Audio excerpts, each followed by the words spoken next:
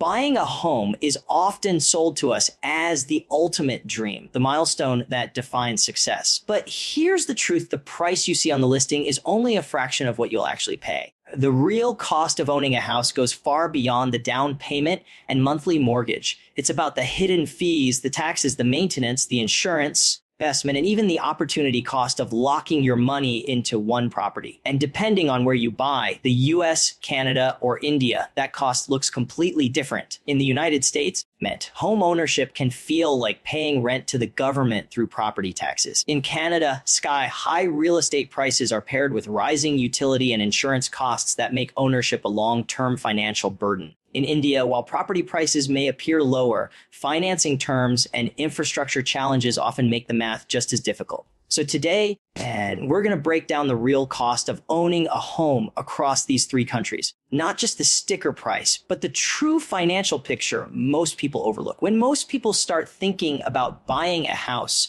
the first number that grabs their attention is the listing price. It's the big, bold figure you see on real estate websites or outside the property. And naturally, it becomes the anchor for your decision making. If a house is priced at $400,000 in the United States, $600,000 in Canada, or the equivalent of $100,000 in India, the assumption is simple: that's what the house costs. But in reality, that number is only the surface. The actual cost of ownership is a layered mix of interest, taxes, fees, and long-term expenses that almost always catch people off guard. This is why the phrase, "it's never just the price tag," holds so much weight when we talk about buying property. Take the mortgage itself, for example. Unless you're buying the house outright in cash, you're committing to a loan that spreads across decades. In the United States, the average 30-year mortgage at current interest rates can easily double the amount you end up paying back to the bank. That $400,000 home might cost you $650,000 or more by the time you finished paying it off.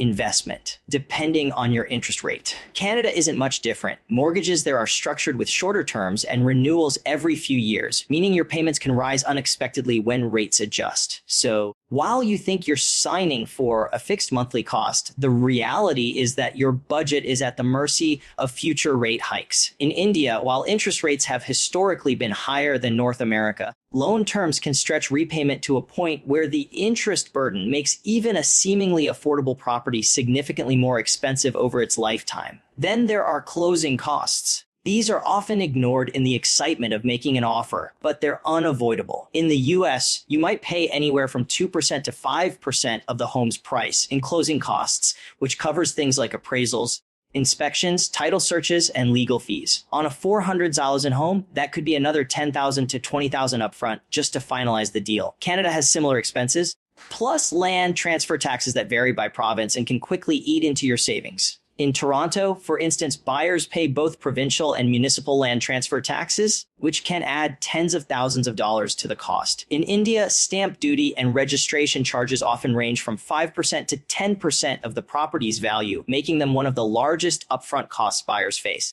So again, the number on the listing is rarely the number that comes out of your bank account. And it doesn't stop there. Property taxes are another massive factor, especially in the US. Investment, where certain states like New Jersey or Illinois charge such high annual rates that it feels like you're renting your own home from the government. On a $400,000 house, you could be paying $8,000 to $112,000 in every single year forever. In Canada, property taxes are generally lower than in the US, but they still add thousands annually to your budget. Investment. India's property taxes are comparatively lighter, but inconsistent systems and local charges can create unpredictability. And even if the tax itself seems small, it's still a recurring cost that stacks up over decades. Maintenance and repairs are another hidden layer of expense that people forget to calculate. Roof replacements, plumbing issues, electrical upgrades, repainting, landscaping, all of these come out of your pocket once you own. The general rule is to budget at least 1% of your home's value every year for maintenance. On a $400,000 house, that's $4,000 annually. Some years you'll spend less, but the year you need a new roof or HVAC system, you'll wish you had saved extra. In colder regions of Canada, homes need more insulation, more heating efficiency, and often face harsher wear and tear, which raises these costs even further. In India, upkeep can depend on infrastructure quality, with issues like water seepage, pest control, and electrical fluctuations being more common. Insurance also plays a role. In the US, homeowners insurance can run from $500 to $3,000 a year, depending on location and risk factors like floods or hurricanes. In Canada, insurance is slightly less expensive on average, but rising climate-related risks are pushing premiums higher. In India, home insurance uptake is low compared to the West, but when it is purchased, it adds to the ongoing expense of ownership. When you put all of this together, the mortgage interest, the closing costs, the property taxes, the maintenance, and the insurance, you realize that the listing price is almost misleading. The house you thought would cost you $400 in the US may end up closer to $700 over its lifetime. A $600,000 home in Canada can feel like $1 million liability once taxes and utilities are included. Even in India, where homes seem cheaper up front, the long-term financing and upkeep often make them far more expensive than expected. The bottom line is that the sticker price is just the bait. The real cost of ownership lies in the fine print. Everything makes a good investment, and if you're not prepared for it, your dream home can quickly become a financial burden that weighs you down for decades. One of the biggest mistakes people make when evaluating the cost of a home is assuming that price alone tells the full story. In reality, location is the single most powerful factor that can make the same priced house either affordable or completely unmanageable. This location premium determines not just how much you pay upfront, but also how much you'll keep paying year after year. Two homes valued at $500,000 might look identical on paper, but if one is in Texas and the other is in Ontario, the monthly expenses will be dramatically different once you add property taxes, utilities, insurance, and local living costs. Investment. And when you compare markets like the United States, Canada, and India, those differences grow even sharper. Take the United States first. Housing costs vary wildly from one state to another. Even if the purchase price is similar, a $500,000 house in Texas will usually carry much higher property taxes than a $500,000 house in Florida. In California, insurance and utility bills can add hundreds of dollars every month, especially if you're in wildfire-prone areas. On the other hand, certain states with lower tax rates make long-term ownership far more manageable, even if the home itself costs the same upfront. This means that two people with the same mortgage payment could have completely different monthly obligations simply because of where they live. In essence, the location dictates the financial lifestyle that follows your purchase. Canada offers an even starker lesson in location premium. Real estate values in Vancouver and Toronto are so inflated that the average family has no choice but to stretch their budget to the maximum just to get into the market. A $600,000 home in Toronto may cost you more monthly than a $400,000 property in a smaller U.S. city because of higher property taxes, utilities, and municipal charges. And while Canada has a reputation for being stable, its weather creates an added burden. Heating costs for 6 months of the year can rival a car payment, and older houses need constant energy efficiency upgrades just to keep bills under control. And insurance is also influenced heavily by location. Flood-prone areas or places with harsh winters see premiums that can easily surpass what homeowners in warmer U.S. states would pay. So that's when Canadians think they're buying a home, they're also committing to a climate-driven cost structure that never goes away. India's location premium plays out in a slightly different way. Investment. While the sticker price of property may appear far cheaper compared to North America, the city you choose makes all the difference. A house in Mumbai or Delhi will carry a vastly different financial reality compared to one in a Tier 2 or Tier 3 city. In metropolitan regions, not only are property values higher, but ongoing costs like maintenance, utilities, and even society or community fees add significant expenses. Infrastructure is another hidden factor. In areas where roads, drainage, or electricity supply are unreliable, upkeep costs can skyrocket because homeowners end up spending out of pocket to fix issues the local government doesn't address.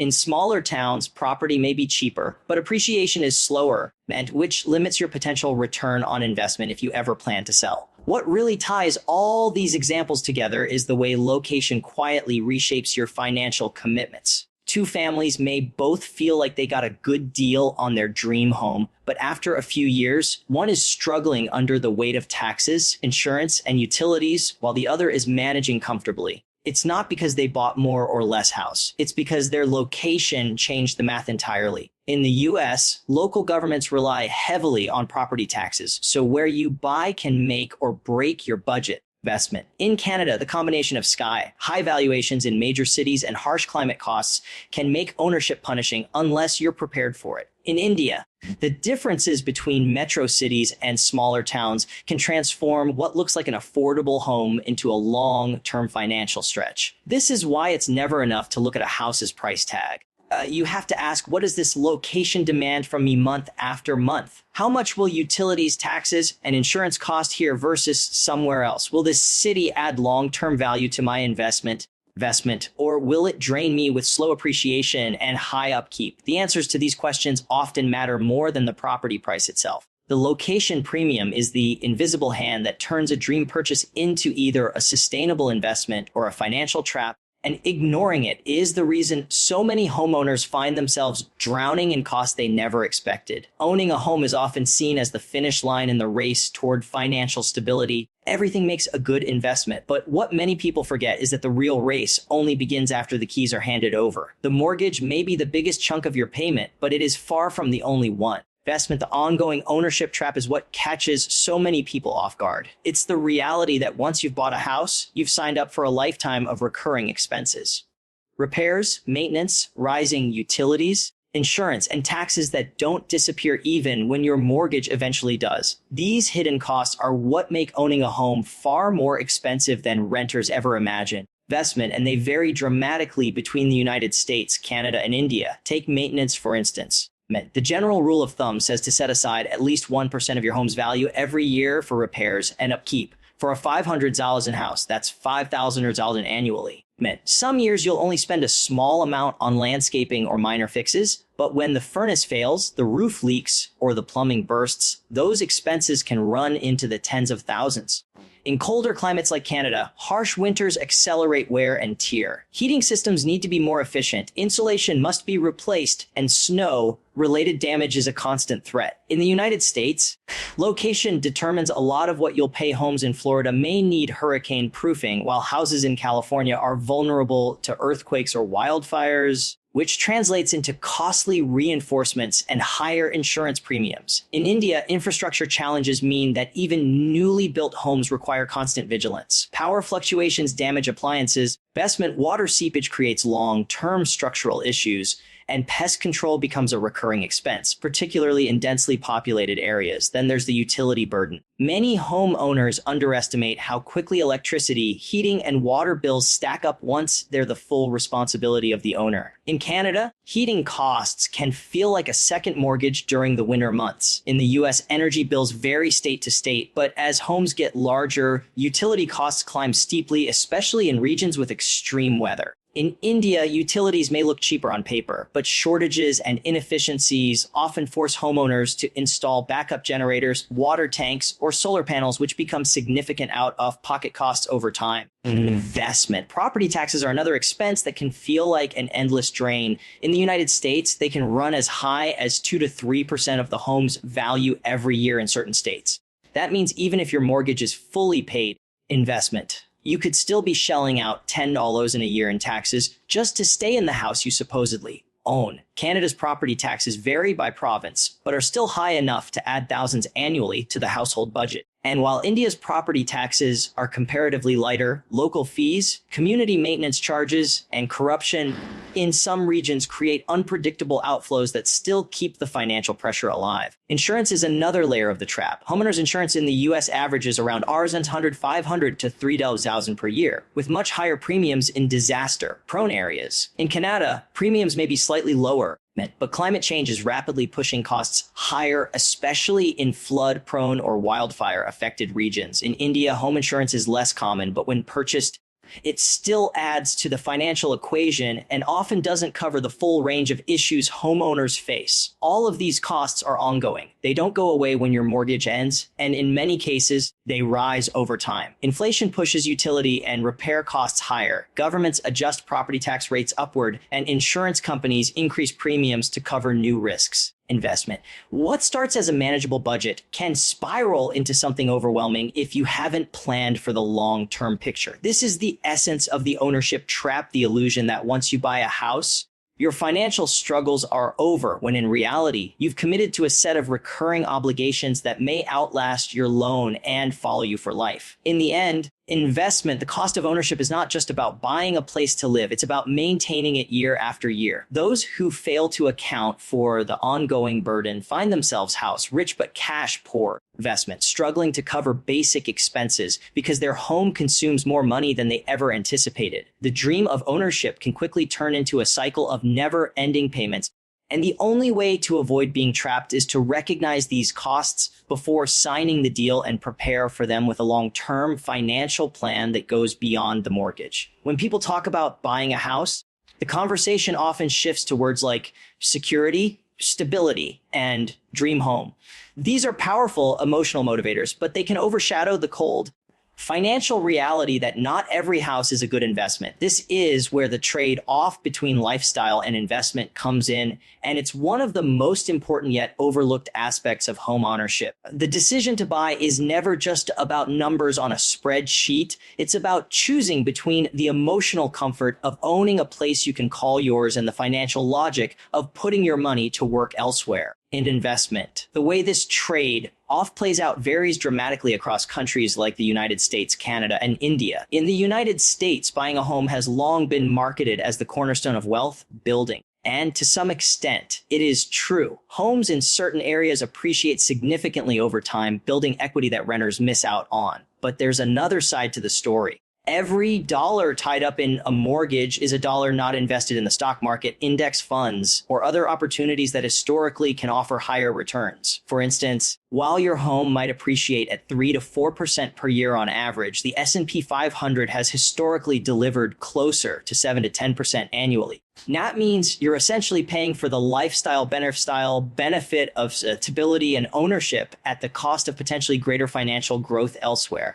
On top of that, if you're in a state with high property taxes, you may find that the appreciation barely keeps up with the recurring expenses, which makes the investment side of ownership far less attractive. Canada highlights this tension even more clearly. In cities like Vancouver and Toronto, housing prices have surged so much that even if they continue appreciating, the cost of getting in is so high that the returns are often disappointing when measured against the cash flow you give up. The average Canadian home buyer spends a massive portion of their income just to afford mortgage payments, property taxes, utilities, and insurance, leaving little left over to invest elsewhere. What this means is that Canadians often trade their financial flexibility for the lifestyle benefit of saying they own in a major city. Equity may build slowly, investment, but liquidity, the ability to use or move your money freely, is sacrificed. It's a lifestyle win, but often an investment compromise. And it's why so many Canadians are considered house poor. In India, the trade-off takes on a different flavor. Real estate is often seen as the safest form of investment culturally, and families pour their savings into property as a way to secure long-term stability. But while this may feel reassuring, the financial return isn't always as strong as people believe. Property appreciation in many Indian cities is slow, sometimes barely keeping pace with inflation. Liquidity is another problem. Selling a house in India can take months or even years, unlike investments in stocks or mutual funds that can be liquidated almost instantly. This makes property ownership a lifestyle choice that provides security and prestige but limits financial agility. On top of that, rental yields in India are often very low compared to the property price.